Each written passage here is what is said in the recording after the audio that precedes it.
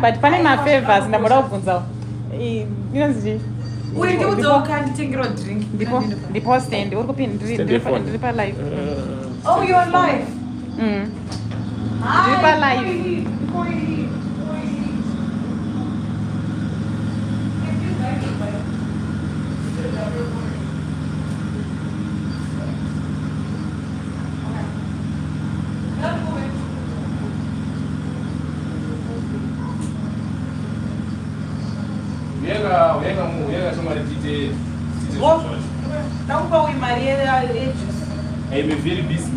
Juice racho harisati ratengwa rekusipa.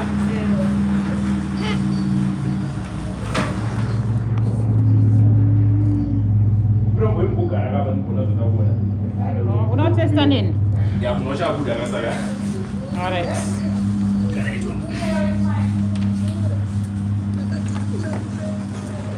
Ndinda kusipa juice pamapo. Wewe master H said satazongedza.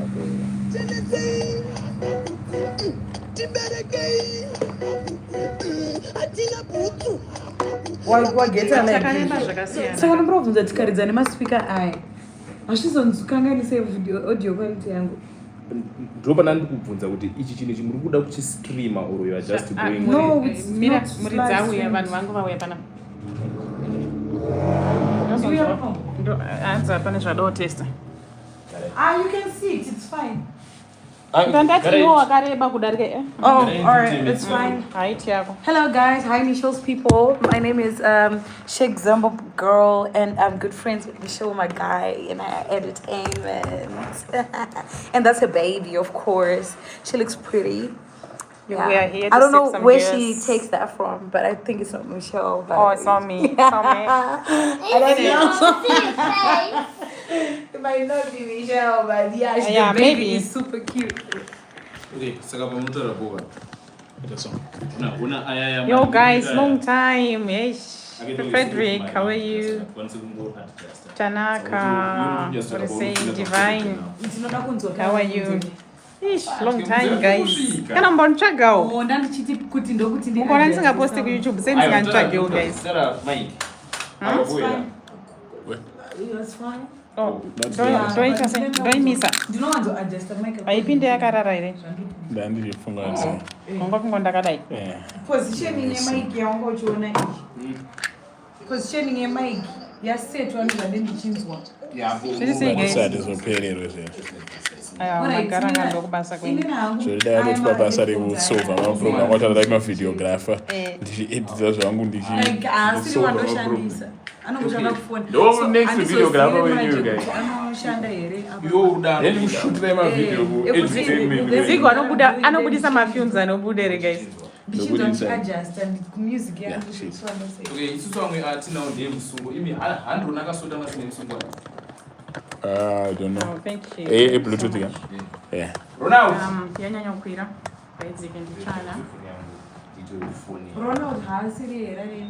Anonontora maguru mukasho chikonoenda. Atipa uya ndadoita do you have any more sweets? That's sweet. Do you have sweets here, Zigo? I have sweets though in my bag. Grab my bag, I'll give you a sweet.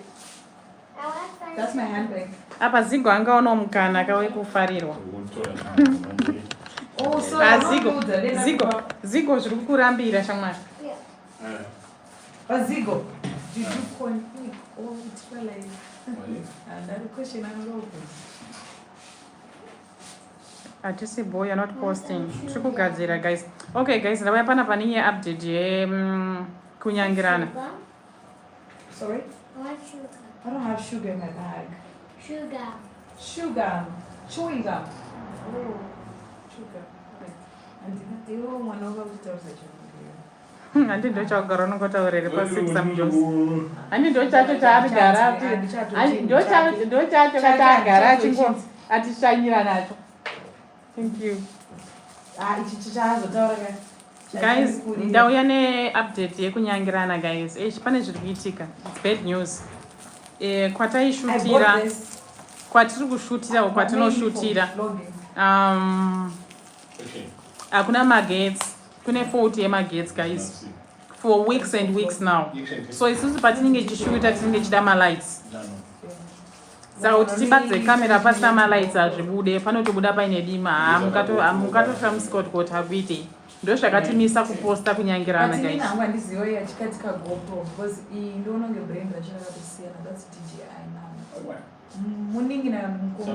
Hansi, what film is this now? Ama 2K baby. Ndo iripo. Ndo ikuya musi wa 7 May. Ne pane imwe yacho futi inonzi check in and check out. Check in, check out. Ndo maari kuuya izvozvo. Because honai guys. Yeah. Honai guys. Ndine top fanika. My daughter is a top fan as well. Saka aripo. Anotoudza vanhu kwanofamba kuti please follow my mom. So say hi to the guys. So ndo zvakatimisa kushuta kunyangirana. Pakaipa guys. Pakatoipa. And this other bit takatosvika ikoko kutoona kuna magetsa but awesta mari dzevanhu dzematransport and all that and all that. Tikatotadza kushuta. Hatikwanisi kushuta pasina malights. Yeah, because whatever we do, munofanira kunge muine chi? Munofanira kunge malights andi muri kuona. Saka pekuzoconnecta malights edu aya ndo panenge pasina ikoko. Saka she said no. Do you want this? Yeah, all is blind. It's my friend. All is blind. As I know. Stranger danger. Okay, mira ikandoni kuti yeah, so ndo zvakatimisa kushuta kunyangirana, right guys? But as soon as magetsi wachiuya, it's unfortunate kuti zvinhu ndo zvakaitika, but kana akauya tinongokontinanya nayo hatimboisi iri panzira. But so for now, let's welcome Ama2K baby ne check in check out. Two mafilms achauya akatedzana. Ngatimatambirewo nemaoko ese guys. We are trying. Ngavanditambirewo vanhu. Handina shakes nditambirewo. So guys, what else? Ndandoda kutaura ndezvekuti taona kuti alright tikamirira kuti kulocation kwatikushutira kunyangirana kuiti available. Magetsi adzoke tisina futi zvatiri kuposta. At the same time nenge muchida kuona futi. Saka ndosaka ndakangoti no, rega tingoshuta mamwe takamirira ipi, takamirira iyi. Saka can you explain ndichanda uchitaira uri kuita nditi? Yes, Michelle, what do you think we should be forgotten about Kunyangirana episode? Izvi ndapapindura. And then the video I'll sync when editing. Yes, Frederick, ndonya iripo. It's okay, it's not enter, it's okay. Mamwe maloso watinosangana nawo. Divine Magaya, hi. How are you? Inini zvandiri kuita apa zvekumisa music nekutaura zvinhu zvinenge zvitorigoda zvakadaro. I think ndo zvandangoti ndiwe ndikuudze guys. audio irikuburira kuYouTube inge ichitonanga direct mufile yozo iri similar ine. Handitokutambira ini Mrs. Jax. Ndikazotweka ipapo ndikuti mixa nditirero ndikati Inzwa, inini I am a professional video editor and audio lead. zvavatotaura zvekuti professional Handinatauya. Handinatauya kunogona kiva pekubwe. Thank you guys, thank you. ndiri kuti Kune office iri kuitika uku, don't mind. sound necamera So nevisual musazongotakura sai aiwa kunyangirana ichatikundira. Hani makaona maidhi vabatwa. Iri kufanira kuenderera mberi. Aiwa. Kuti ndada kuti wona inini ukanditsanangura in terms of ma DJ technique ya. So guys, any questions before I go? Your daughter is so cute. Tauye. I think Someone said you are cute. What do you have to say? How about you say thank you? Say thank you. vanditambira muri sei Where was it? ko handisi kuona madance moves acho Guys, kana musati mavona vanonzi Sheikh Zimbo girl at Sip Some Juice Radio. Let me sip some juice. Yeah, from Birmingham, you know. Where are you from? From Birmingham. Currently in Zimbabwe, but currently I reside in Upward. In Epworth? Yeah, Upward. Wow. Not Airport. How is it living in Epworth? It's not From like Birmingham. Mama Rasta as my neighbor. Oh, is it? Yeah, we love Wow. each other so much. Like, I see seizure sometimes.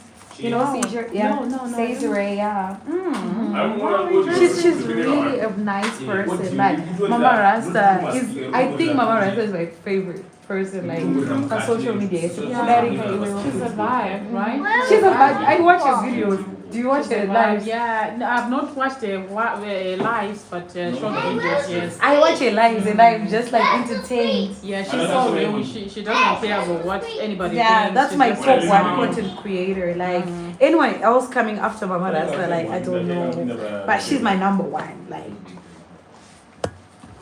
May the dear Lord bless her, like, and then she gets her own production company, like, and does streaming. Do you know she has a potential to be like I Show Speed? Is it? Yeah, she's a streamer. She's just streaming on TikTok. Guys, so guys, in that way and guys, so nyaya ipo ndiyo yomungoibata kuti yakamira yakadaro.